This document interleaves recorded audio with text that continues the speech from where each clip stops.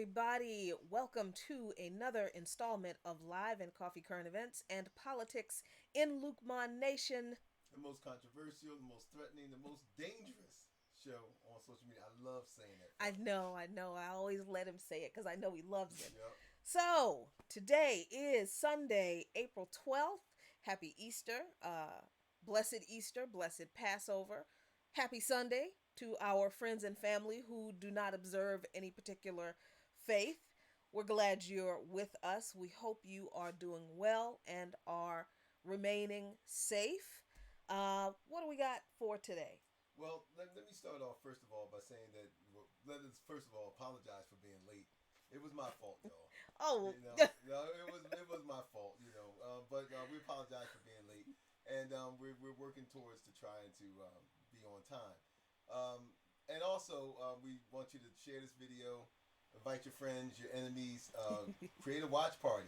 yeah. Because we have some important things that we would want to discuss today, and we think that not only would it interest you, but I think it would interest others. So please get the word out there.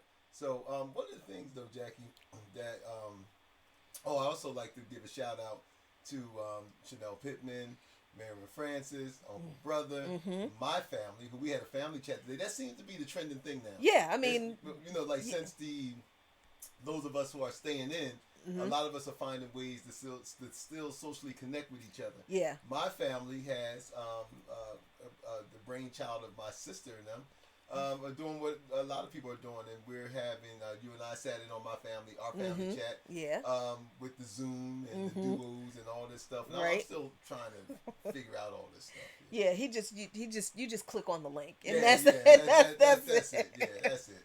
And I mean that's a good thing because, hopefully one of the good things that comes out of this whole health crisis with coronavirus is that we recognize that we're all we've got. We connect with our families in ways that we can, because now we can't just go see them, and we've kind of taken that for granted a little bit. I know I have. That, it's like, well, we'll just go see our dad. Mm-hmm. We'll Yep. go down there. I was talking to my dad the other day, and how he's about to open the pool up at the house, and we can't be there to enjoy that. And that's just something that we're going to have to wait and see how this virus plays out in society. And it has caused isolation among people, but it's caused us to find ways to overcome that isolation and to connect more with our family. So I hope one of the good things that comes out of this is that, we get closer to our family and our friends and our neighbors. Yeah, You yeah, know that definitely. we do a better job, getting to know and taking care of our neighbors. I mean, our neighbors are really, they're cool people anyway, but they've been really really sweet the past few weeks. Cause I ain't coming out the house. I look, I'm hypertensive. um I have issues with anxiety. I'm not trying to risk, um believing that I can just overcome this virus, Mm-hmm. if because people do recover from it, but I don't want to risk, being one of those folks like, oh, it's just, I can, I'll just get through it. Yeah, that's not a risk I want to take. So when they said it is transmitted by, droplets coming out of people's mouths and sneezing and coughing, and that it does have a relatively high morbidity rate, yeah, I'm not coming out of the house. So I've been in the house for about 3 weeks, pretty much. I think I've Mm-hmm. gone out, what, twice? Yeah, yeah. I mean, but for essential Yeah, stuff, for essential stuff. Speaking of essential, you're still an essential worker. I Well, at am. least you were last week. We're right, right, right. We don't know what this week is gonna bring, because things are changing really rapidly. The city council here in DC is making some different decisions, and there are rumblings about closing down a lot of the construction sites. But they deem unessential, Right. right? So, we Or don't know. non-essential. I don't We're know. at Yeah, non-essential, yeah. non-essential. Yeah. We don't know. And a lot of that is because why? Well, I mean, for one thing, DC and the DMV area is man, it's like a growing hub of construction work. I mean, this Mm-hmm. is a very fast developing area when it comes to construction. One of the reasons is that the economy, prior to the coronavirus outbreak, this was the hot spot for the economy. I mean, like people were coming here. It's always been a transit hub. And Right. you got people coming here for jobs. I mean, the government is situated here. The federal Mm-hmm. government is situated here. Mm-hmm. So I mean, so you always, DC has been the DMV area, what we call DC, Maryland, Virginia, DMV area has been growing exponentially, right? Exponentially. Exponentially, yeah, exponentially. And she helps me with this, but exponentially.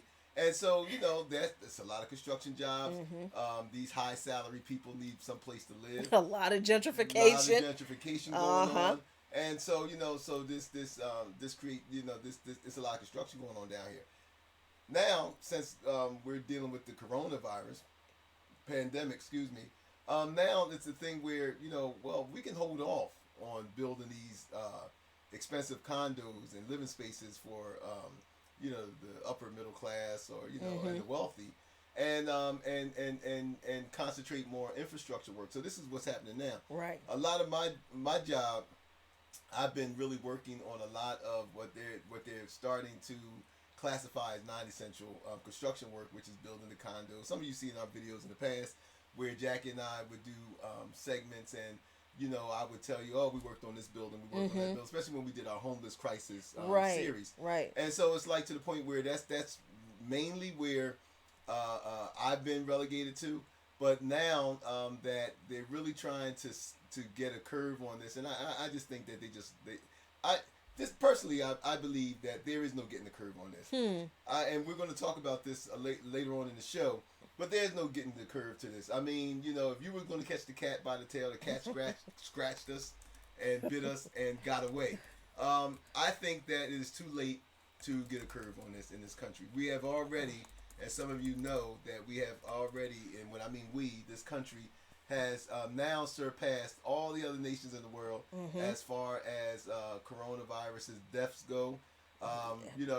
Numbers of infected. Number of infected people. So now this is the global epicenter, and now and I say this, Jackie, before I pass the ball to you. I say this to say that the world was warning us of this. I mean, the world was telling Americans, and we're going to talk about how we've been socialized and engineered by these institutions in this country to put us in the position that we're in today. Yeah. We're going to talk about that. But now the United States is the global epicenter of the coronavirus. It is not over with yet, folks. And I hate to be, the bearer of bad news. But the way that many of us and a lot of our communities are responding to this pandemic, it is going to get a lot worse. Yeah. Yeah. So, I mean, right now, you were talking about the construction, and this ties into what we're going to talk about later on. A lot of the laborers on the construction sites are walking off the job. Yes, yeah. They're walking off the construction Absolutely. sites because the developers are not providing the workers with personal protective equipment. So these folks, mostly Latino and black, walking off the job, and they're shutting these construction sites down. So we've got a big old crisis on our hands, and we've had a crisis on our hands for a long time, but coronavirus is exposing a lot of what the system has always been. But we're going to get into that in a moment. What's going on, Jermaine Watson over here on YouTube? Jermaine has asked the question that is the first topic for our show. What are our thoughts on Bernie Sanders? Oh wow, we're going to get to that.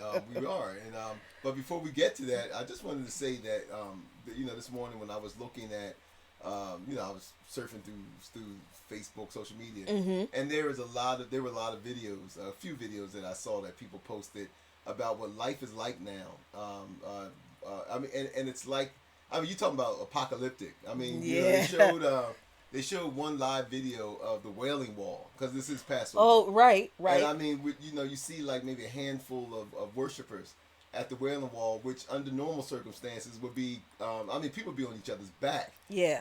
The same way we know that for the first time in over 1,400 years, there hasn't been a Hajj in Yeah. Mecca. There was no Hajj There was this no year. Hajj this year. We also know that the Vatican Mm-hmm. usually have their Easter service at the Vatican. Didn't have it this year. Yeah. So and just to see these things on video, really is quite chilling to see this kind of this apocalypse. Like you, well, for me, it felt like I'm experiencing like I'm living in a dream world. Yeah. I'm part of some Yeah. I Am Legend type scenario. Yeah. Yeah. I mean, it is the way we are used to our society existing will not exist anymore. Now, what the society will be like at the end of this, when we come through the end of this, that is largely up to us. That's largely what we do with this opportunity that we have. And I know it doesn't feel like an opportunity. And I've been having to talk myself up about this every day on By Any Means Necessary, because this is, I mean, it's really unnerving. It's really a little bit frightening, especially when you are disconnected from your family and you can't get to your people to make sure they're all right, right away. It's a little unnerving, but the truth of the matter is, capitalism, the glossy facade has been ripped off of off of capitalism, and we are seeing the exploitative, thank you, the exploitative, avaricious, hateful, grinding, death-like truth of what capitalism really is. We're seeing that, and we're also seeing some other disturbing stuff about ourselves too. But And we're also seeing some promising things about ourselves. and thank you for that. See, Right. because I'm the nace, I'm the doom, I'm the Debbie Downer in this in this duo. I am always the pessimist. This one, he's always, well, it's not so bad. So he's been keeping me sane. But okay, Bernie Sanders. Bernie. Bernie. Yeah, Bernie. You dropped out of the race too soon. Yep. Yeah, this is going to make a lot of our Bernie Sanders supporting friends big mad. But look at here. We told you. We told you so.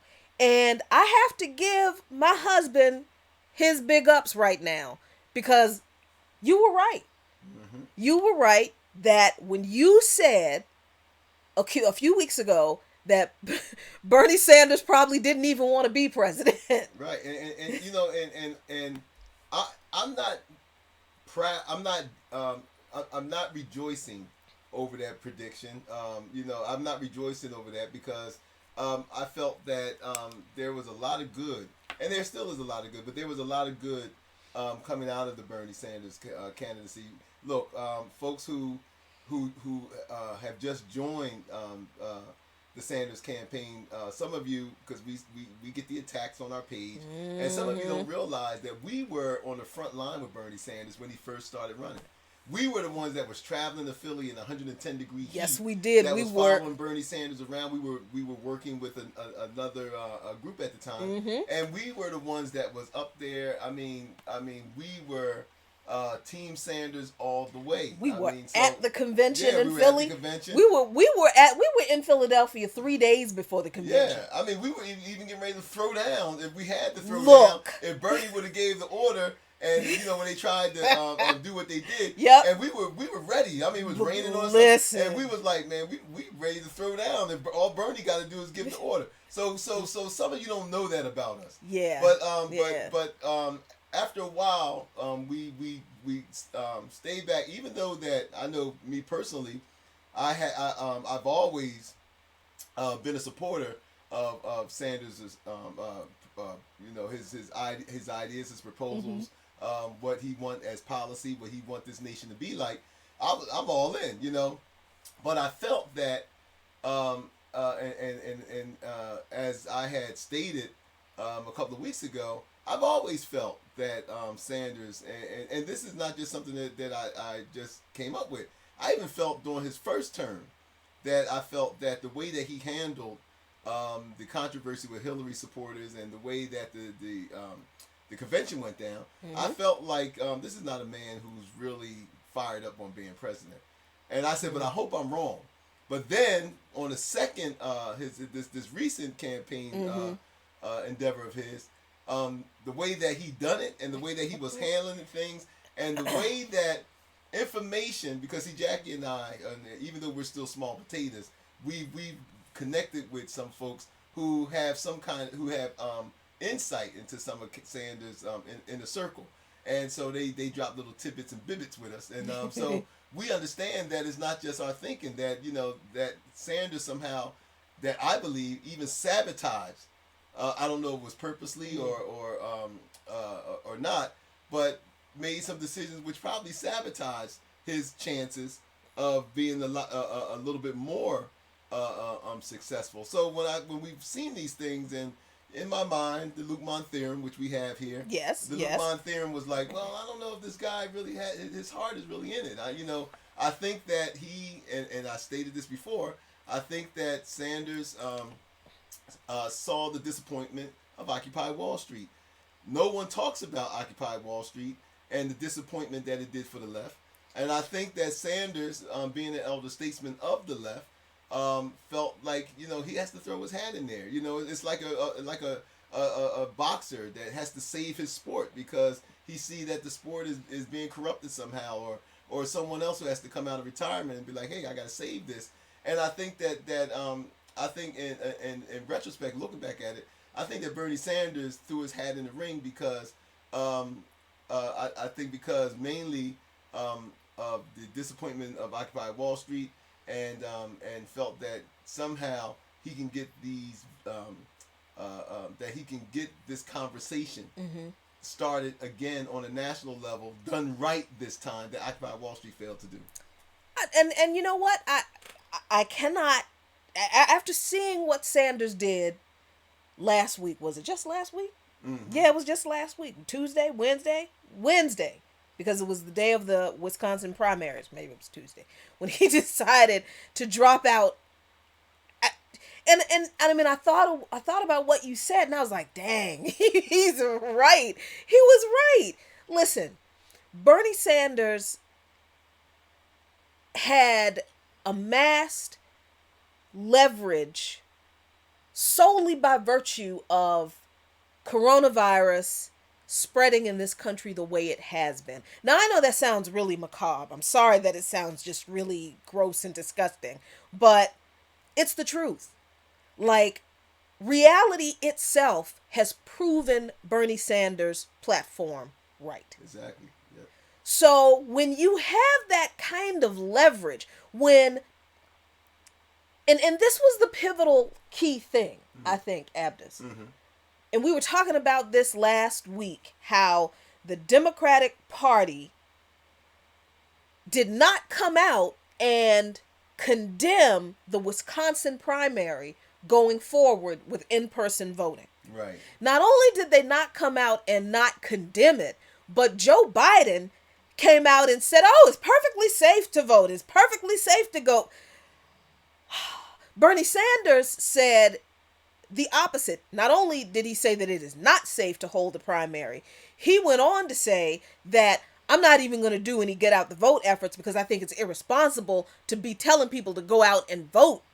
And look, I understand that some Sanders supporters, some of our Sanders supporting friends were saying, well, Sanders dropped out because the Wisconsin primaries was such a shit show and he wanted to protect people and he didn't want people going out to vote for him. Most states have already postponed their primaries to June. That's the number one rebuttal I have for that issue. The number two rebuttal I have for that issue is the Wisconsin primary proved Sanders right. And I understand that, it seems unseemly to like capitalize politically on a horrible decision by Republican lawmakers, because understand, it was Republicans Yeah. in Wisconsin. It was the Republican Supreme Court in Wisconsin that met by Zoom conference call to overturn Governor Tony Evers' executive order to postpone the primary the day before the primary, which he knew damn well they weren't going to let him do, because only the Wisconsin legislature could change the date of the primary. And the legislature is run by Republicans, and they won't go do that. And the primary in Wisconsin was not just a presidential primary, it was also a general election for Wisconsin. So all these Republicans, Yeah, right? So all of these Republicans, including the Republicans on the Wisconsin State Supreme Court, did not, they couldn't, they didn't want to change the election because they didn't want to lose their job. exactly. So, yes, it's absolutely true that the Wisconsin primary went forward the way it did directly because of the Republicans. But, oh, please understand, the Democrats were just fine making sure that they didn't stand in the way of stopping it, because, see, they didn't want to stand in the way of Biden potentially getting those delegates. They didn't want to stop that. And they were willing, both the Republicans and the Democrats were willing to put those people's lives at risk in Wisconsin for their goals. Bernie Sanders, rightfully so, condemned that. But the day of the primary, this mug suspends his campaign. That's not the time you give up. Right. Exactly. That's not the time you give up fighting for people when something is done wrong to people. Right. That is the time when you have the moral high ground. Bernie Sanders had all the moral high ground then, and he just dumps it out the window and says, okay, I give up. And I understand. Several of our friends are saying, well, Sanders is still on the ballot.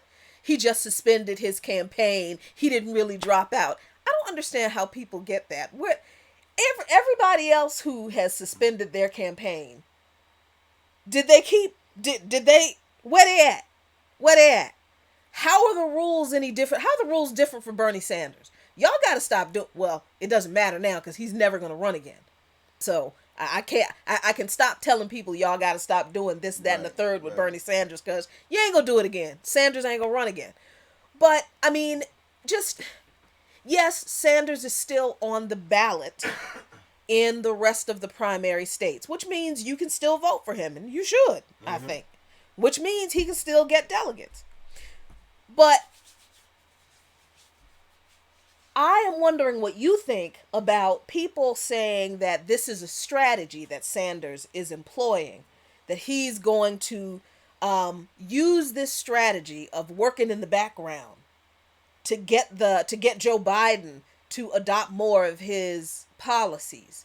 And he can more easily do that now that he's not running against Joe Biden. What do you think about that? Well, I think also that when they do have any kind of convention, he's going to be flying in on a unicorn. What you mean? I mean, because that's how unbelievable this is to me. You know, that somehow you're going to suspend your campaign. This is why it doesn't make sense to me. You're going to suspend your campaign when you have the potential of where Corona, what they call it when you make something into like a human-like thing, anthropomorph or something. Oh yeah, whatever that is. Whatever that is, when you make something into a human-like thing. Whatever that is, like yeah. So Corona was basically showing the world and showing us, in particular American citizens, the benefits of a socialist, basically economy, if you could say that. Mm-hmm. The fact that the government is, in spite of what trying to hold their nickels to themselves, were forced to basically practice within the socialist paradigm. So Bernie Sanders was like on the cusp, really, with just a little bit more momentum to say, see, whether you're wearing a mega hat, Bernie could have pointed to the long food lines of people in Trump territory waiting to get that free food. Oh yeah, right. You know what I mean? And not in rattle trap, hoopties held together with twine and duct tape. No, we're talking about luxury cars. Right. People in luxury cars. So waiting in line to get that free government food. Right, exactly. He could have shown how the government, in spite of talking about being against universal health care, that even Trump himself said, "Oh well, we're going to reimburse the hospitals, Right. for whatever for the services that they give and all this other kind of stuff." So basically saying, yes, we are going to have socialized medicine in this country. Right. We're forced to. Right. At least for COVID patients. Right, right. So it's like so it's like we're forced. This country is being forced to, like you said, for COVID patients. But then it's like anything else. They used to always tell us, don't feed the stray cats and dogs because you'll never get rid of them. It's the same thing with this. You get the government to start showing you what socialized medicine is like, and then all of a sudden, who wants to go back to? Nobody wants to go back right, to private right. insurance. Who wants to go back to the time when you say, "Well, man, I would love that treatment," but then you got somebody who you don't know, who you don't see, some group of people who really have no vested interest of whether you live or die, saying that, "Oh, well, we determined that you can't have this procedure, you can't have this, or you can't have that, or it has to be lesser." Right. Or be relegated to some antiquated procedure that that only exists because you're poor. You know what I mean? Exactly. So other than that, you would be on to something more advanced, but because you're poor, they just keep this on the books just in case, so they can say that they at least done something. So so once you get a taste of that, you don't want to go back to that, and that was the government's fear.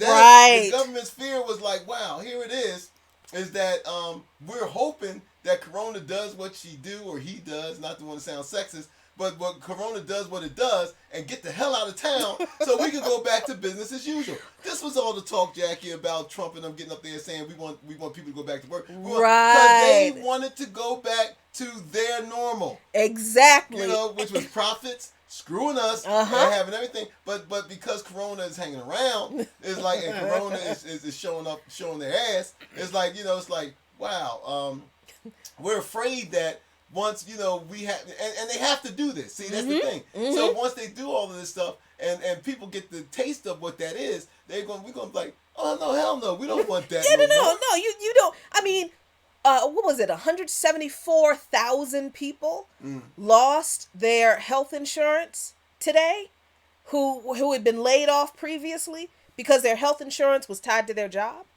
Yep. I mean, once you start providing payments to hospitals to treat people who are infected with COVID, that's what Medicare is. At Medicare rates, by the way, that's what the Trump administration said they're going to do. They're going to pay, the government is going to pay hospitals to treat people stricken with COVID-19 at Medicare rates. You know what that is? That's Medicare for all. Well, that's Medicare for COVID patients. Yep. And once all of these people who have no health insurance now are like, well, now what are we supposed to do? Right, exactly. Now, the Democrats said, a lot of the Democrats in the debate said that people like their health insurance that they have through their job. Well, now I don't have that. And now I don't have a job. So now I can't buy into the Obamacare exchange because I don't have no money to buy into the exchange with. So now what am I supposed to do? This was the leverage Bernie Sanders had. The coronavirus created the leverage for him, and he walked away from it. Why? So I'm feeling like this is my thinking about this. Because the only way for Sanders to have capitalized on this leverage was for him to not only point out the failures of the Trump administration, but Sanders would have also have had to point out the weak response of the Democratic Party and of Joe Biden. And he didn't want to do that. That's my thinking. I'm thinking that, like we said before, Bernie Sanders is just such a nice guy. He's just such a nice guy. And look, this is not to disparage Sanders as a person or even as a politician, right? I think he's a great politician. I mean, he has the track record of being an effective politician. Don't believe people who say stuff, oh, what has Bernie Sanders done? This man has gotten over 800 amendments passed during his tenure as the senator for Vermont. So it's not like the effectiveness of a politician in American politics is not only evidenced by the legislation that they author and co-sign. You get a lot of stuff done by getting amendments into legislation too. So yeah, he's very effective at that. But what Bernie Sanders is not cut out to do is to campaign for president. I think he's kind of proven that he hasn't really had to campaign that hard for senator, Mm-hmm. but because he's pretty popular in Vermont. He hasn't really had a whole lot of challengers. But this knockdown, drag out blood sport that is national presidential campaigning, I don't, from what I've seen, he doesn't have it in him to do the kind of truth telling. Not even like he didn't even have to create an attack ad, right? All he had to do was tell the truth about Joe Biden. And I don't feel like he wanted to do that. Because anytime when you suspend your campaign and you say of the man who was not only working with segregationists, treated Anita Hill like shit in order to confirm Clarence Thomas, who said that Roe versus Wade went too far and that women didn't really have that much control over their own, or they shouldn't have that much control over what happens to their own bodies, and who has a history of lying and also So what you're telling me is that outside of the Anita Hill and stuff, we got Trump. pretty much we got MAGA Blue Hat. I mean, yeah. We got MAGA Blue Hat, but what does Bernie Sanders say about this man when he suspends his campaign? Or at some point, he said, Joe Biden is a very decent man. No, the fuck, he's not a decent man. But come on, that's politicians. I mean, they don't mean it. He didn't mean it. But I don't know how much, and I want to get into, because there's a lot of introspect. What do you call it? Retrospective, yeah, amongst Sanders supporters. I've read a few pieces today while we were preparing for the show of people who are trying to rally the troops and say, well, Bernie, he, in his all-seeing knowledge, he knew this was coming, and he tailor-made his campaign to be able to survive this. And then I seen something else where somebody said, oh no, Bernie knew this was coming, and so what he did was he had already put in place fail-safe measures to make sure that people, come on. What? Come on. I understand giving hope. What I don't understand is what I don't understand is leaning on what I call adolescent excuses and theories to try to advance your cause. No, we don't know unless Bernie tell us. We don't really know why he suspended his campaign. It could be as simple as he had the heart attack. It could be just as simple as his wife saying, honey, look, you made your point. Because see, men, as men, especially when you go through certain things and the wives, they saying, yeah, being president is important. Now I'm not saying this is the case, but I'm saying I'm looking at all angles. And I'm saying that it could be the case where his wife was like, I know my husband, he's a little bit more aggravated, he's this and that and the other. He done already had the heart attack. Well, I'm just saying, he already had the heart attack. And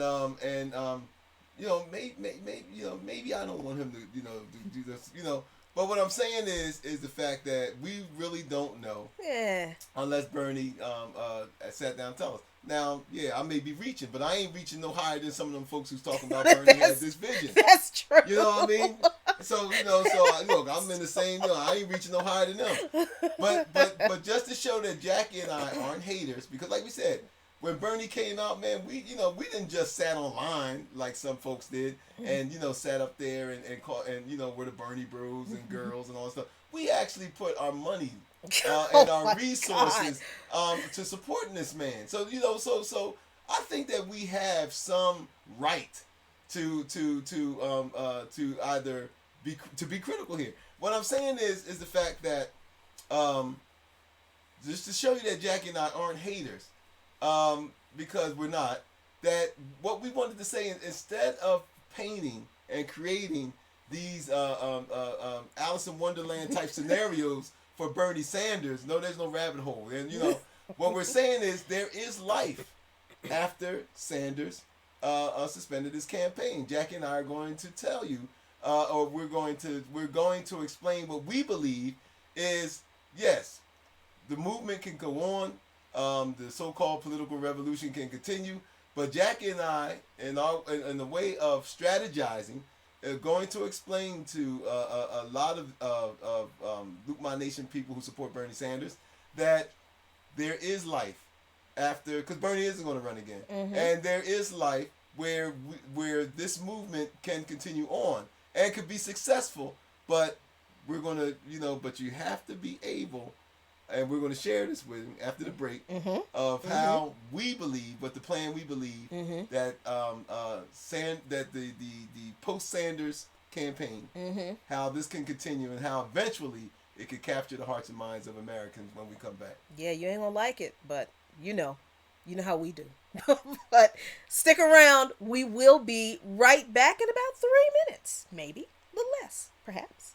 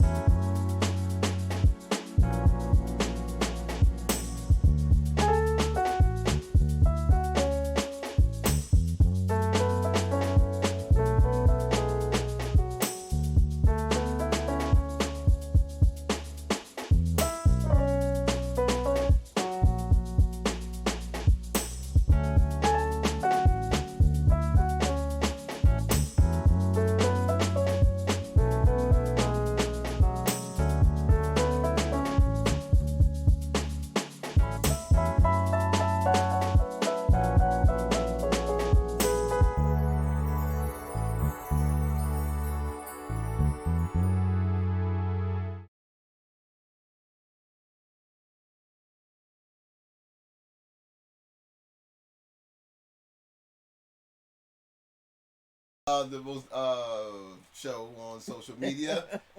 This is part 2. We thank you for joining us. Before we go on, let me shout out some of our folks and who's on. I'm on the Facebook page, Planet, and you're on the YouTube Planet. So there's Kinda Roop. Thank you for joining us. We have Ron Williams. We shouted out Chanel Pittman. We have Veronica Akram. Who else do we have here? Oh, Anthony Davis. Who says that Bernie is positioning himself for a cabinet position in the Biden administration. Could be. I doubt that, but it could be. That's just so... no, but entirely possible, but I doubt that. But anything's possible. So thank you, folks, for joining us. We also have my friend, Greg. I like Greg's little thing with the... That's Greg Kennard, and we have Manny Ari. Ari, please forgive me if I'm messing your guys' names up, but anyway, we have Jesse Ferry, who's an old friend of ours. Yep, Daniel Jesse Goheen, Fair. Jesse Fair. So Donald Anderson, that's my brother. He joined. So look, thank you guys for spending your time with us, and just allowing us to. Be a part of your universe this today. So, yep. And on the YouTube Planet. Yep, over here on YouTube Planet we got Jermaine Watson. What's up? Thank you so much. Alma of Earthia. Thanks, Alma. Okay. What's going on, Uncle Ricky? We see you. We see you. Forrest Hinton. Uncle Brother, what's up? Uncle Brother, thank you so much for joining us. Down, we got Maurice. Hey, Maurice. That's good to see you. That's his son. I love this person who changes their name to the best names. Payson Control Center. That's All hilarious. right. Thank Yeah, I you like so that. much for joining us over in Utah, YouTube, on the YouTube planet. Thanks a lot. We appreciate it. So, we left off the last segment hinting at what Sanders supporters can do to get this movement, to push it, to get this movement to continue. Um, because here's my frustration, Abdus. And this has been my frustration with Sanders supporters in regard to campaigning in the South, and in the way people think revolution happens. Revolutions don't happen on Facebook. Revolutions do not happen among people sharing memes and stories and inspirational videos on Facebook. That's not how revolutions happen. Even in instances where people share information and they cause people to think differently about a social situation or about their government, the revolution actually happens when people take that information and take to the streets, and that's where the revolution is, in the streets. And then they channel that anger and different way to think about society and their government into electing different people, talking about who is in public office and who should be in public office. So here's what we think needs to be done. Excuse me. Sanders supporters, you all really need to stop believing that everyone gets information the same way you do. This I cannot. How many times have we said this? Yeah, we said it a lot. How many years have we been saying? We've been saying this to y'all since 2016. I'm serious. You've got to get out of this idea that everybody in this country knows about Bernie Sanders, knows about his platform, and should want to vote for Bernie Sanders just because you belong to a Facebook group with 30,000 Bernie Sanders supporters. Most people in this country still get their news and information from corporate media. Yeah. They still watch CBS, ABC, NBC, MSNBC, CNN, Fox News. They're local affiliates of those corporate entities. A lot of people are just not on Facebook like we are. A lot of people are really not getting their information off YouTube videos like a lot of y'all are. And they don't trust it. And they don't trust it. That's They ain't it. watching the Young Turks like that. Yep. They, especially, I know this is going to sound, excuse me, stereotypical, but especially a bunch of older folks in the South, and this is black and white. We ain't just talking about black folks, Right. but black and white. Older people in general are not just on. I mean, we're older than Google. Do you understand that? Do people not understand the divide in the way information is shared in this country, and the emphasis different generations put on the way information is shared? Abdus and I individually are literally older than Google. We were alive before Google existed. To tell you the truth, we were alive before the internet existed. Yep. We were alive when the internet was developed. It wasn't even part of our language. It was not a part of our language. Cell phones. None of that was part of our language. Cell phones, thank God cell phones were not a part of my childhood, because good grief, nobody would listen to anything I said if any of you saw the stuff I used to do when I was your age. Good God. But, I mean, I remember working on Windows, on Microsoft. It was Microsoft Word for MS-DOS. That was before Windows. That is the divide in the way we see and process information. It doesn't mean that older people are less intelligent. It's just that older people get their information in ways that are still trustworthy to them.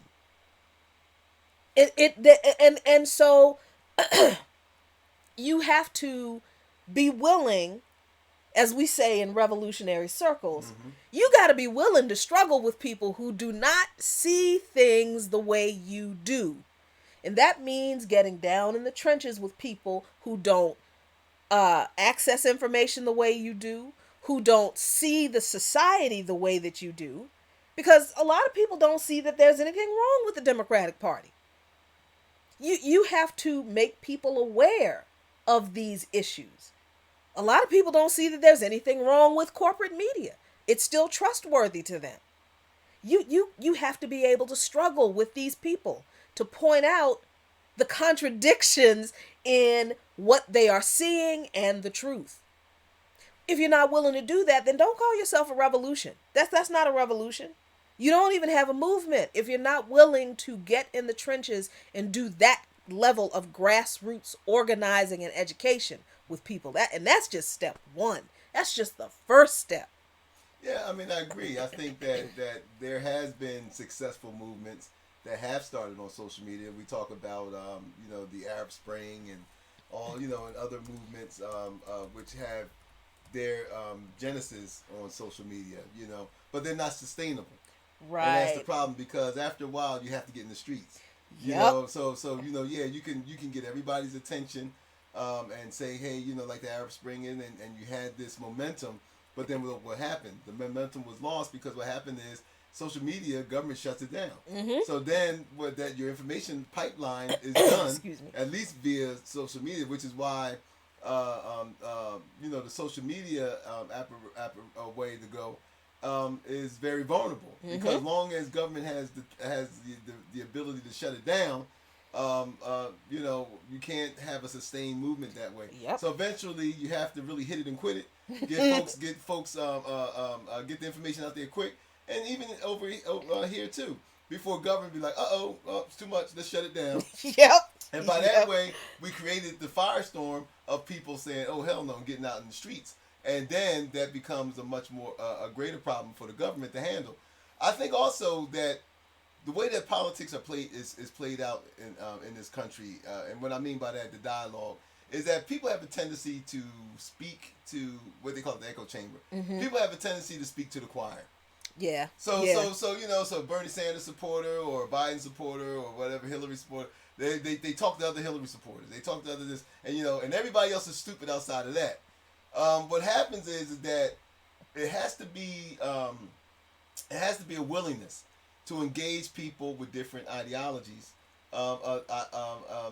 than yourself, because people, and I learned this from an imam years ago. And this imam said one time, he said, just because somebody calls themselves something doesn't mean that they're secure with what they call themselves.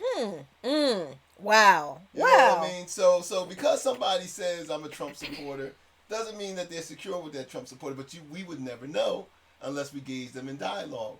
And what happens is that's an art. See, we lost the ability to really conversate in this country.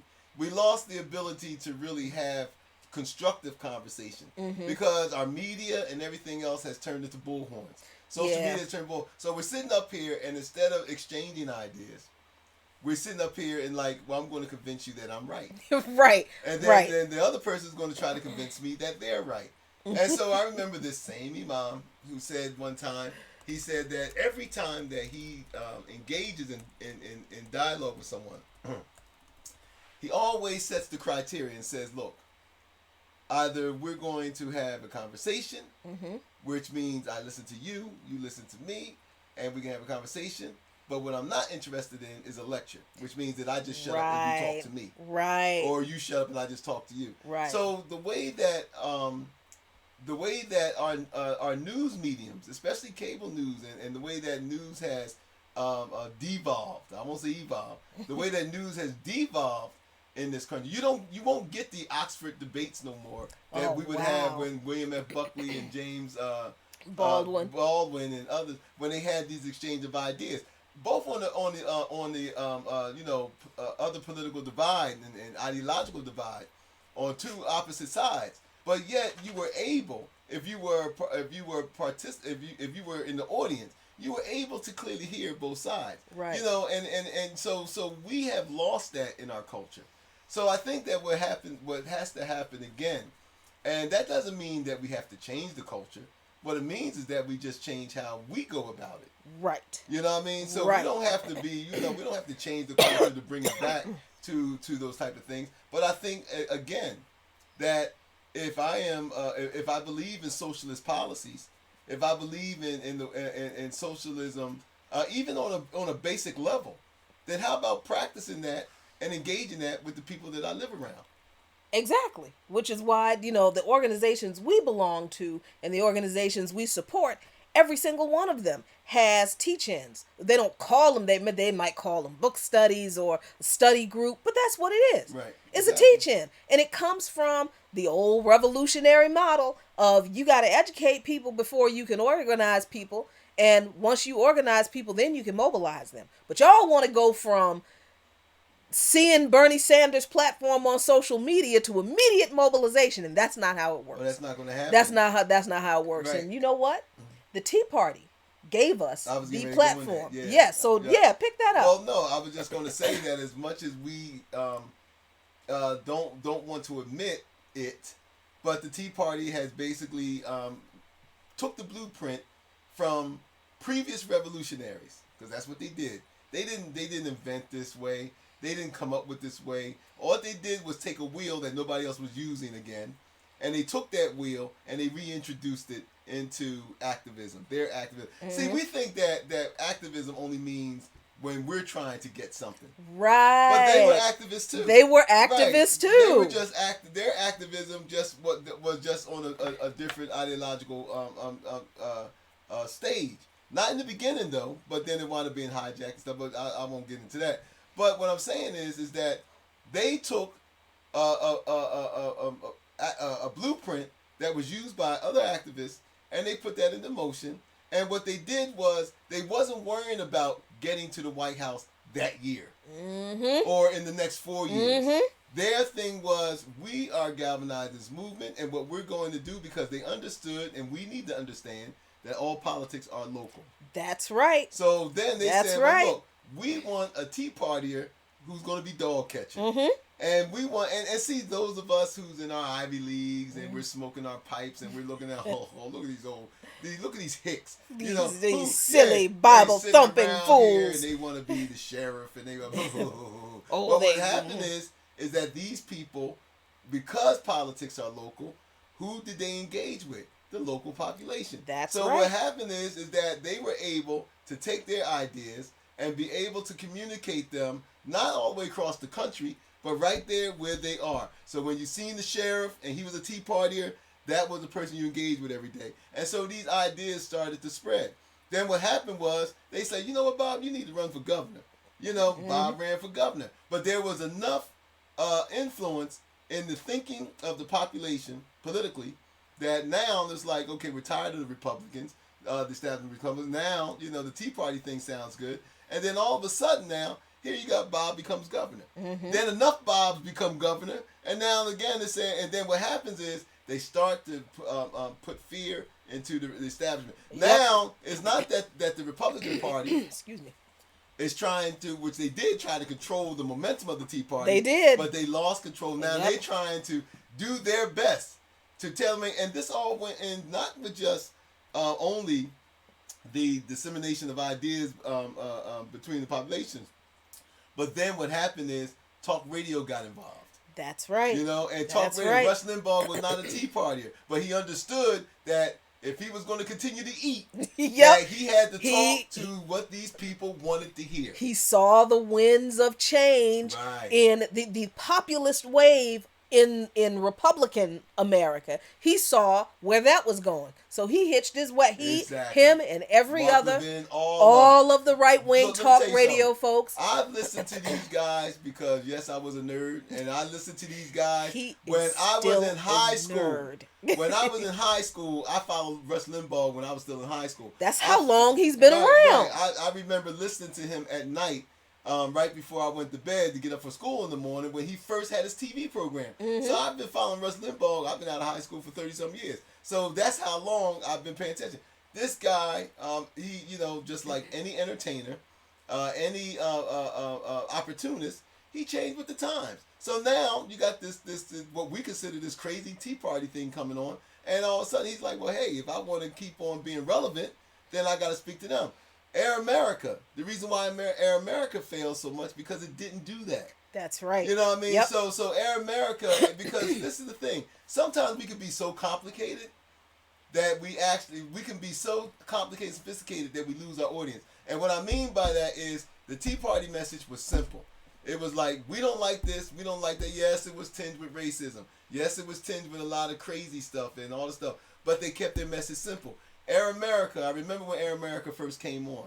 And the only one that I mean, the Sam Cedars and all Mm-hmm. the only couple of people that I really liked out of there was Randy Rhoads and maybe some others. But Rachel Maddow, she came out of there Mm-hmm. and all the other stuff. So a lot of these people wind up finding themselves on what would become the liberal media that came out of Air America. Mm-hmm. But why did Air America crumble? Air America crumbled because it didn't have a clear, concise message. Exactly. You had the vegans here, you had this here, you had this, and you didn't have a clear, concise message that would galvanize people who was who all of us.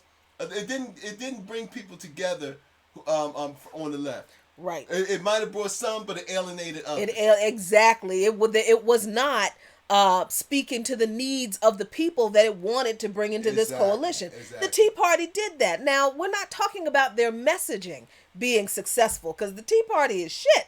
And the Republican Party is the Tea Party now.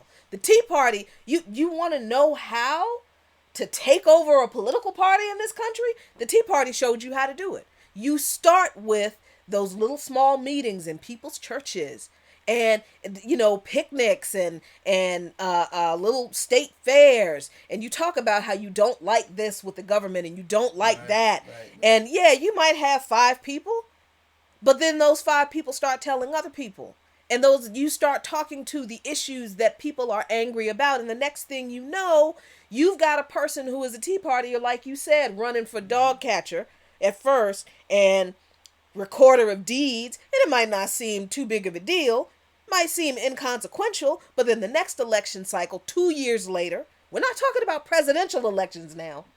They wasn't even talking about that. No, they weren't talking about presidential elections at first. They recognized that they had to change the Republican Party to reflect their ideals. So they started with these local offices. Dog catcher, recorder of deeds, in one cycle. In the next election cycle, 2 years later, then it was, well, get somebody to run for school board. Get somebody to run for city council. And then next thing you know, you got Tea Partiers on the school board changing the curriculum to make slavery much more nice. As if do you understand what I'm saying? Then they still weren't talking until, so now we're talking about 4 years. They still weren't talking about the presidential election. They weren't talking about the White House. Now they were talking about, well, see if we can get some more people on the city council. Let's see if we can get some more people in recorder of deeds. Let's see if we can get some more people to run for offices that influence policy, that have to do with taxes, that have to do with land rights, that have to do with funding for social services. Let's see if we can get some Tea Partiers to run for mayor. Then the next thing you know, as they keep funneling people into this pipeline that they've built, they have taken over the electoral pipeline in their local areas. Now they push the person who was on the city council up to mayor. They push the mayor up to governor. And then they push the governor into the Senate. They push the governor into the House of Representatives. So that took 8 years. And then after Obama and the Democrats and all the liberals were laughing at folks and all that, and we were saying it then. Mm-hmm. We were saying it then. Don't take these crazy ass racist Tea Party people lightly. Well, but that was the thing. They had a figure that they can all focus on. The hate was Obama. That and yep. So Obama was their lightning rod. He was the one where they just all got together, even though they said it wasn't racism. But we bring this all up to say that that there is life after Bernie Sanders, and this means that first of all there has to be patience. There has to be, because one of the things that unfortunately, which is I would say a negative, which is I think which is a weakness, I should say, in our culture, is our need to have microwave results. Yeah. So now because I already hear people already saying, well, Sanders dropped off. Oh, I guess that's it. No, it's not it. No, that was a battle lost. The war still continues. So I mean, you can take any war, any struggle, and realize that there's going to be some battles you win and some battles you lost. Mm-hmm. Sanders dropping out is not the end of the war. It's a battle that maybe some don't consider lost. But at the same time, there has to be, and this is the result, and not to just pick on the Sanders campaign. This is also the major problem with the Green Party. The Green Mm-hmm. Party should be a lot more relevant than they are now. And the fact is lack of organizing, lack of organization, lack of people who are putting their ideas before celebrity, Yeah. and that's a big thing too. So there has to be this groundwork that Sanders has shown that the Sanders movement has shown that it can do, that it can do this groundwork, Mm-hmm. and that it can galvanize people who before didn't have any ideas of what Sanders, who he was, who his policies or anything. But this has to take those millennials who were content on just being social media fans. Mm-hmm. That's going to require a lot of those supporters to come from behind the computer Yep. and go out there and organize whatever you want to call this, and have local offices. Mm-hmm. Be able, when all of this stuff and this social distancing stuff is over, and it will be over, then comes the time when that those of us who support Sanders and support his policies and support this movement take this out, because we said this to Green Party representatives. Jackie and I said this to the Green Party representatives. It's like, what are you doing? You're just going to just go into the hyperbaric chamber and sleep there for another 4 years and then defrost and go out there and say Medicare for all? It's like, no. That's not the way movements are done. No. So there has to be, while we're dealing with whatever president we have in office right now, this is the time to lay those bricks. Exactly. And I mean, listen, if Sanders supporters, if some Sanders supporters did not want to take the valid criticism of the Sanders campaign's refusal to campaign strategically in the South to court black voters, if y'all wouldn't listen to black folks about how to do that so you could win in the South in 2016 and in 2020, then I don't hold out a whole lot of hope that y'all gonna listen to us now. But I'm telling you, if you want this, listen, we're not the only people saying this, but since you're watching right now, take it from Luqman Nation. If you want your movement to be anything more than a cult of personality for Bernie Sanders, if you want those policies to go any farther than his campaign did, then you have to get in there and do this groundwork. No, you're not going to get him this time around. Because obviously what Joe Biden is doing, call himself appealing to the Sanders coalition, by his big idea was to to lower the enrollment age for Medicare from 65 to 60. I was just about to, clearly, Joseph Biden and the Democratic Party sees no need to concede any of Bernie Sanders' demands right now. They don't have to. Sanders has no leverage anymore. And this idea that, if Biden wants us to vote for him, he had better. No, this is not the time. Now is not the time to make this argument.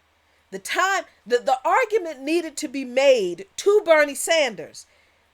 Do not drop out now. That's like, I don't understand why I didn't see that. Mm-hmm. I really don't understand why I did not see that from his supporters. Not like, people can, not like it would have made a difference, but I don't understand why when Bernie Sanders again gave up the ghost, his supporters started immediately, a lot of his supporters, I won't say all, a lot of his supporters immediately started pivoting to all these excuses for why it was okay for him to drop out.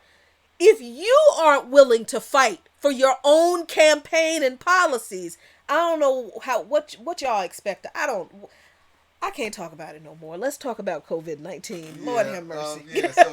So we're gonna move on. Yeah, we're gonna move on and to what is basically the top story that we wanted to talk about. We titled "The Pockets of Death: Coronavirus Burns Through Black and Native Communities." There was a couple stories, Jackie, that Mm-hmm. I would like for you to share with our audience Yeah. about the devastating effect which COVID 19 Mm-hmm. is taking among the African American and Native indigenous communities. Yeah. So first, let me see if I can share this with you all. There we go. This is from ABC News. Ignore the video. It has nothing to do with the story. Indian country faces higher risks, lack of resources in the COVID-19 fight. Now, we talk a lot on this show about the lasting effects of the legacy of white supremacy and racism in this country. And oftentimes we talk about it in the context of black people. We don't mean to leave out our native cousins, but sometimes we do have to be reminded that our relatives on the reservations and who have come from the reservations are they were the first ones in the crucible Yeah, of that's white true. That is supremacy true. and That's American true. colonialism. Yep. They were the first victims of this, and there really is no excuse for the native community to be continuing to struggle and suffer the outsized ravaging from this virus because in 2009 a study commissioned by 12 states found that the astronomically high death rate among Native Americans from H1N1, remember that? Oh yeah, definitely. Was largely because of health disparities like diabetes, heart disease, and asthma that were, and still very much are, prevalent in Native communities. Now, why is that? Why is that true? Because I'm going to pivot to another. Let's see if I can find down here. No, they don't go into. Of course, the corporate media isn't going to go into the reasons that these diseases are prevalent in Native communities.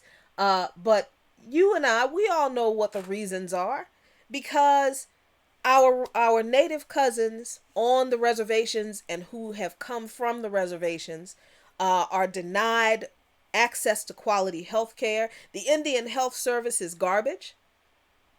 It is so incredibly insufficient to meet the needs of the native people.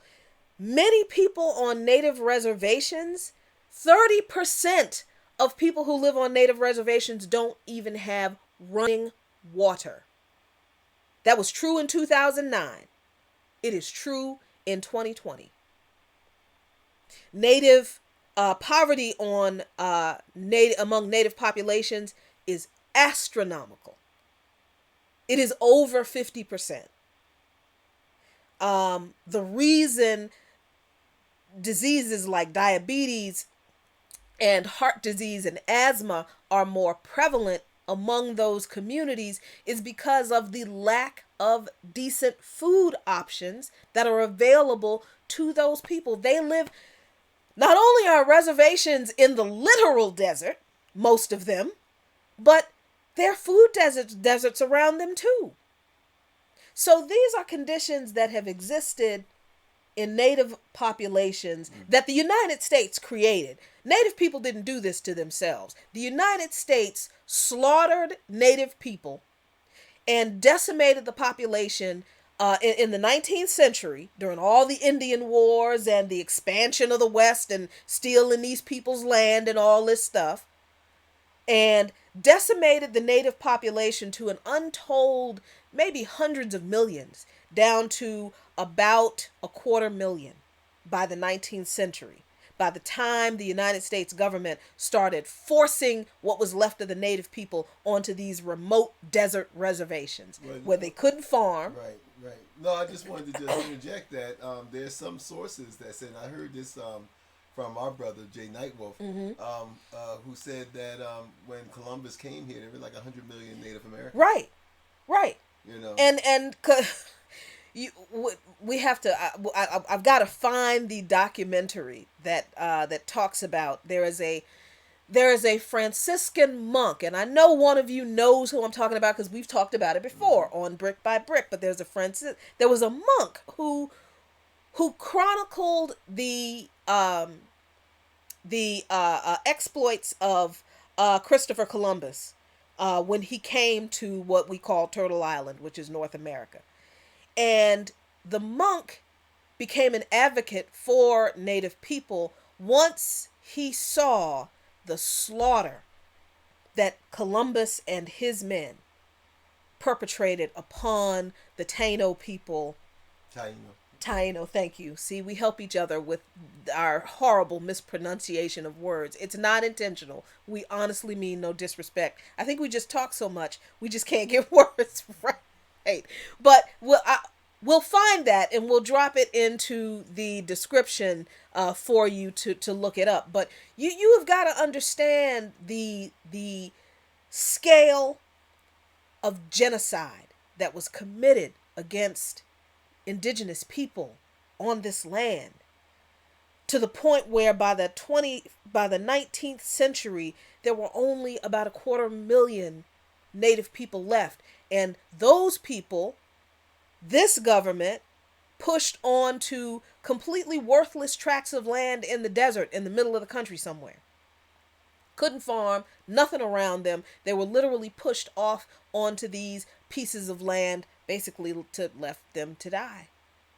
And COVID-19 is burning through Native communities. The Navajo Nation right now is suffering with over 600 deaths in the Navajo Nation alone.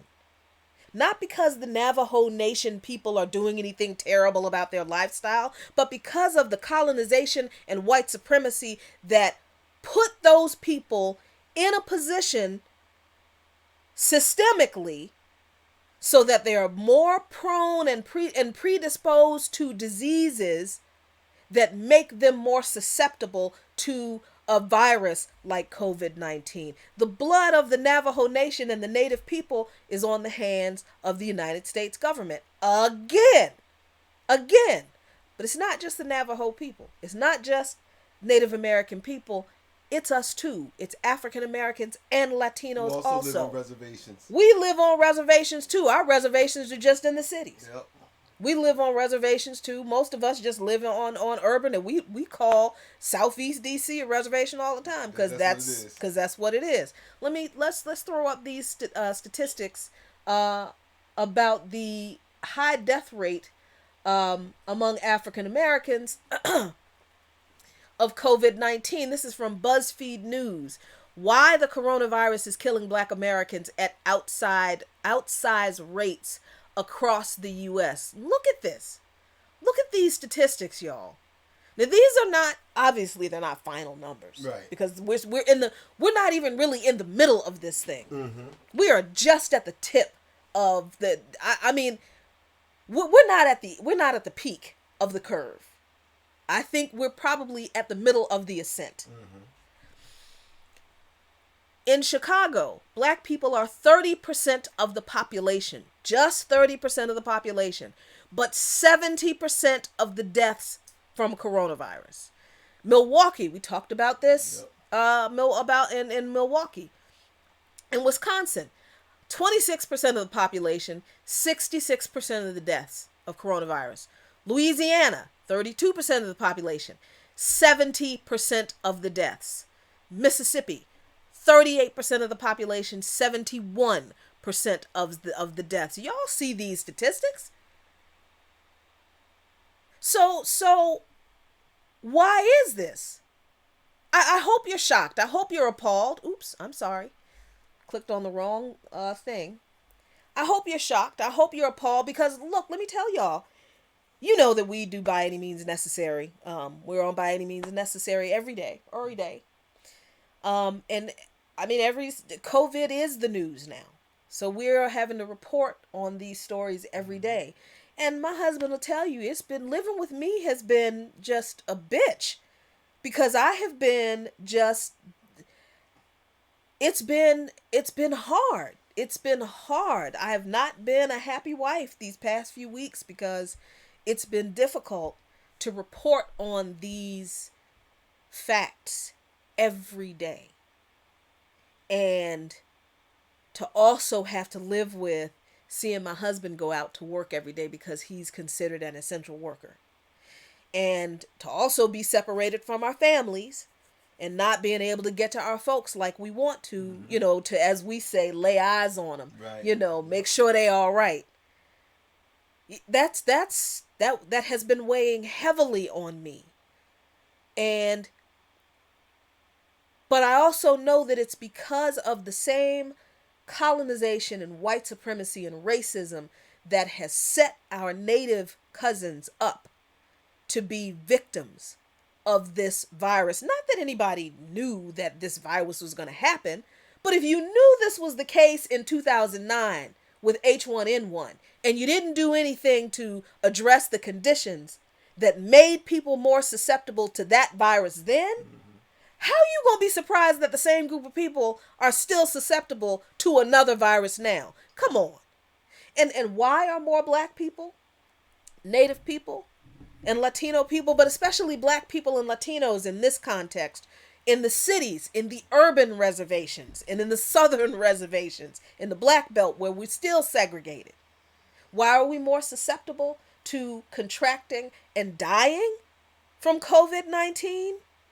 Because a lot of us work low-wage jobs where we're considered essential workers. Well, let's go a little further back than that. Okay. Because let's go back and realize that it has been decades, if not a couple of centuries, of white supremacist policies that were adopted by local and federal government, local, federal, state governments, which relegated. We talked about reservations, which with respect to our native brothers and sisters. But these are the same government policies which relegated us to ghettos. Which relegated, that's right. I mean, housing policies. That's right. Which we were watching a documentary on Baltimore the other day. Yeah. And here it is, because of the housing policies of the 1930s, the black residents of Baltimore were confined to certain areas that were then not invested in. There was no mass transportation. There was so these legacies continue to the point where you have 50% of black males in Baltimore who can't get jobs because there was no investment in these areas that they were forced to live. See, when you find black people and Native American people in places, these are places that we were forced to live. Right. This is, I mean, yeah, some of us had choices and very limited choices. Even those who thought you had a choice when you say, well, I got out of the ghetto. Well, you didn't get that far. So, trust me, they allowed you a little leeway outside of the areas that you were forced to live in. But trust me, you don't live too far from Jackie and I. Thank you. Yeah. So you might not have to see us every day, but trust me, if we wanted to come to your neighborhood, we could. And let me just add that even if you got out of the ghetto, you still live around a bunch of black people. You do. Yeah. So when we talk about the reason why these pandemics and everything else, because the pandemics come every once in a while. But what's always with us is the lack of health care when it comes to diabetes, when it comes to hypertension, when it comes to the food deserts that you were talking about. When it comes to those things have been with us long before Corona came here. And instead of government doing anything about it, instead of policies trying to correct these things, then what happened is what we got was gentrification. Right. So we were told that we weren't good enough to have a Whole Food. We weren't good enough to have a hospital, to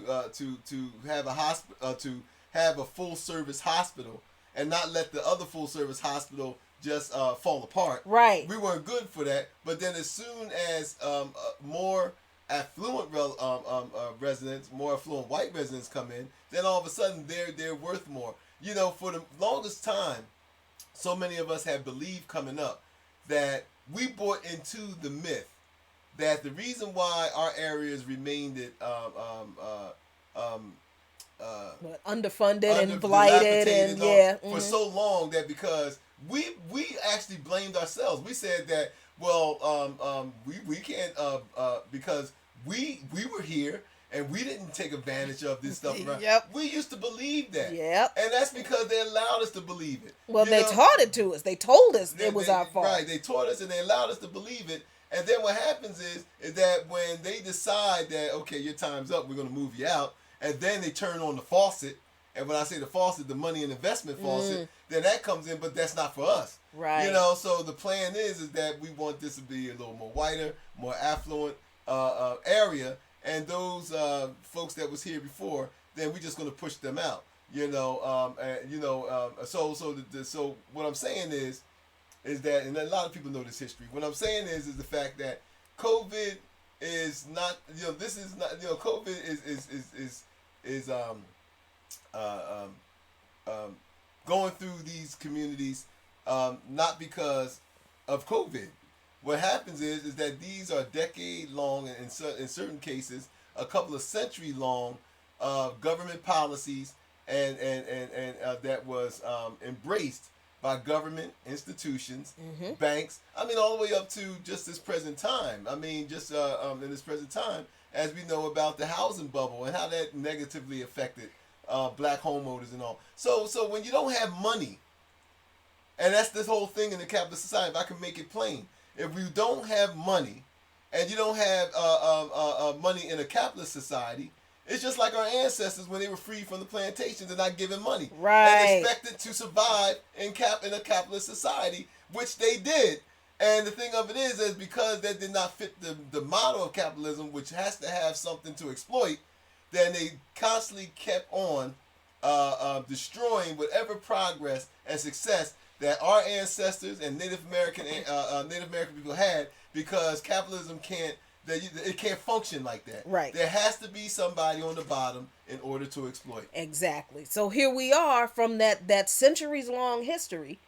Here we are where we're the group of people, along with Latinos, we're the group of people who have the jobs where we can't work from home.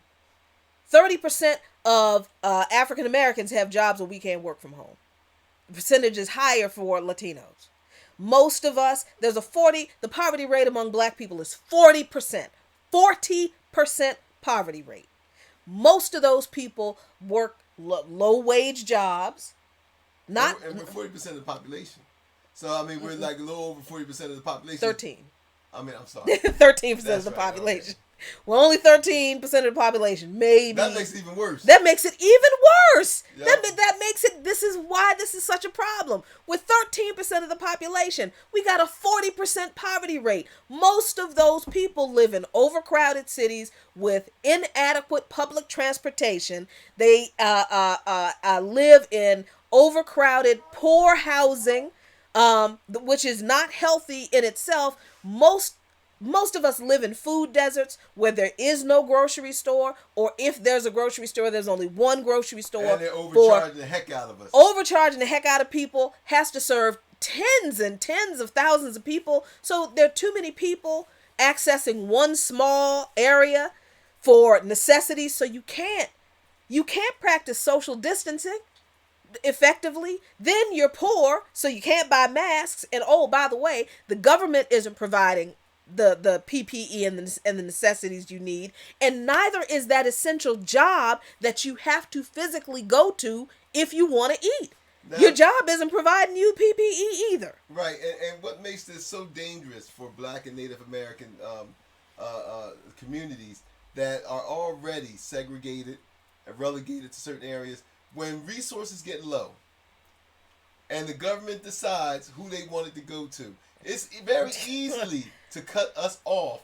Now, you and I right now, we can get in the car, go to Costco outside of our community and go somewhere and get. But when resources get low, and they're already happening on the reservations of our Native brothers and sisters, when these resources get low, and everybody has already admitted how heavily policed our communities are, so it doesn't take much for police to just block off accesses to where we can't even go. And the way that this virus is running through especially in the black community and stuff, it doesn't take anything for a government official to say we can't allow these people to leave these communities because, especially if the more affluent communities are starting to recover from this coronavirus, and we haven't looked at that. If the more affluent communities who have access to the better health care, have access to all of these things, who have access to who don't live in food deserts. So when they start to recover, and the virus now is just running amok through the more poor, darker areas, it wouldn't take much for politicians to say, okay, we can't allow these people to reinfect these people. Right. So what we're going to do is we're going to quarantine Ward 7 and Ward 8, and then and all that takes is just for police to block off our ability to travel from one area to another. So here we are stuck in these food deserts and everything else that are rapidly losing supplies. So we haven't looked at that, and so what's going to happen with these crowded places that we're living in now?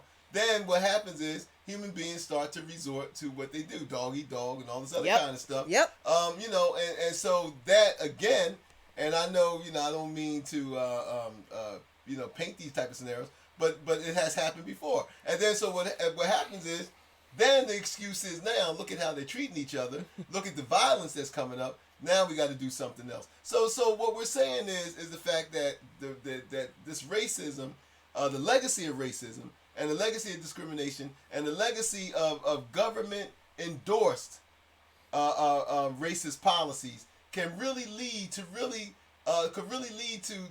and go to some places that I don't even think that we're ready for. Yeah, we're definitely not, ready for them. And we need to be ready for them. We need to have these conversations about what are the implications for having the National Guard on our streets, making sure that people stay home. It's one thing to see it done, in China, and people always bring up how the Chinese government were, locking people in their homes.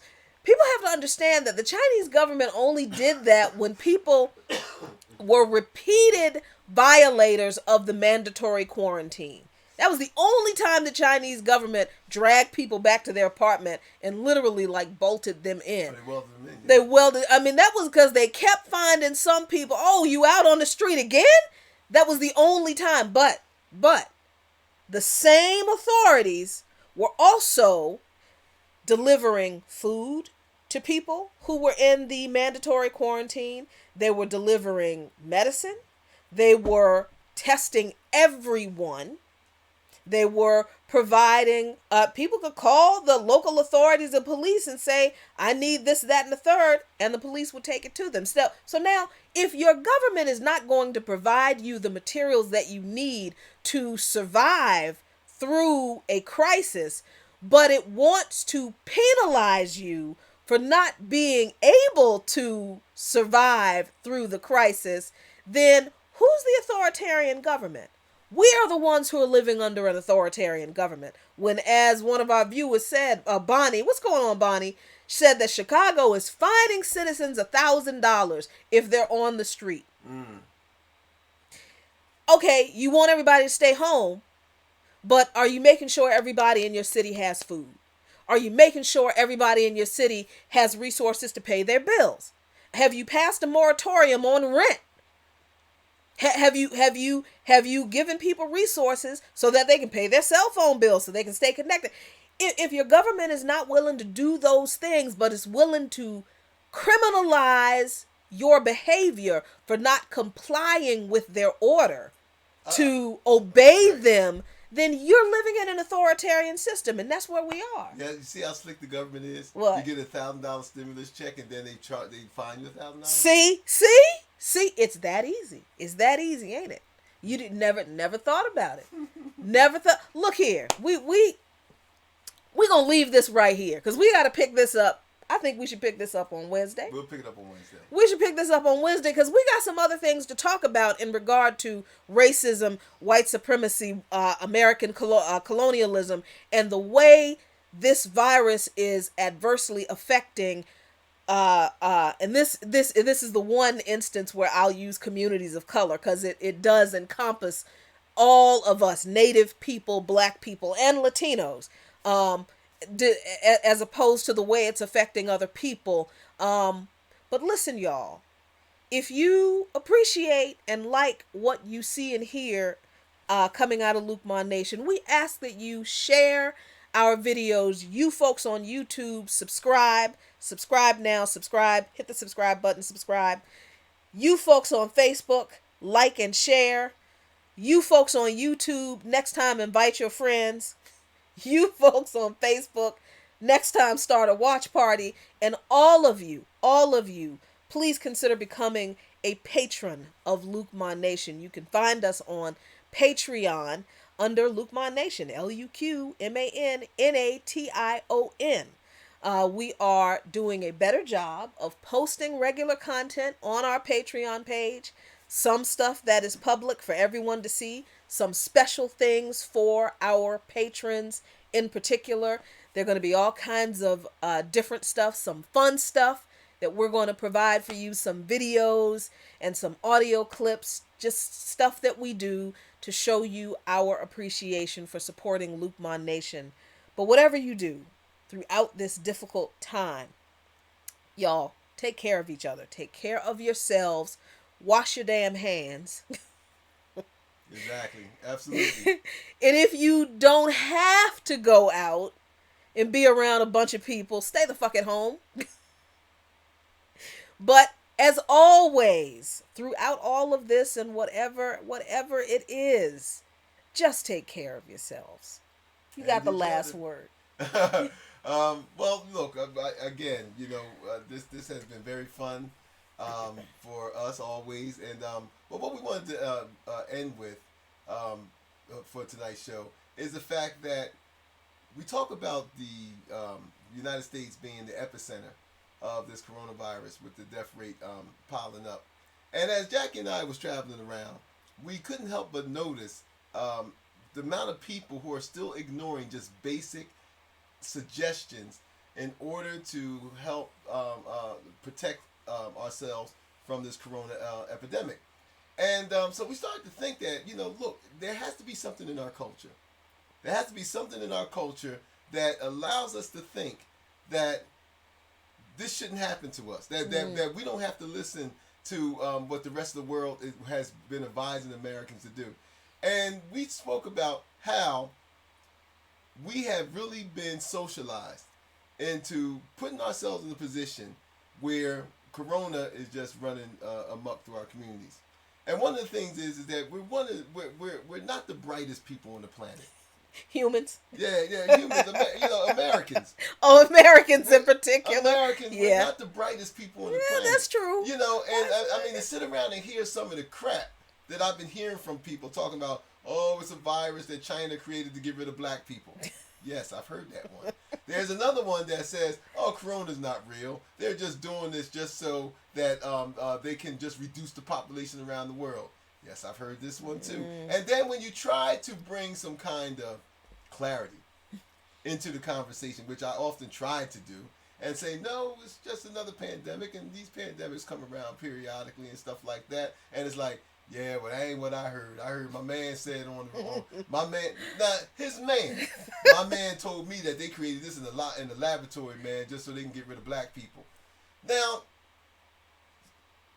it's funny if it wasn't said at the same time. Yeah. That we as a demographic, we as a people, we as black people actually believe that we're faced with so much in this life that we really believe that there are people who are creating these things in laboratories just to get rid of us. What does that say about us? And what does that say about how we view our world?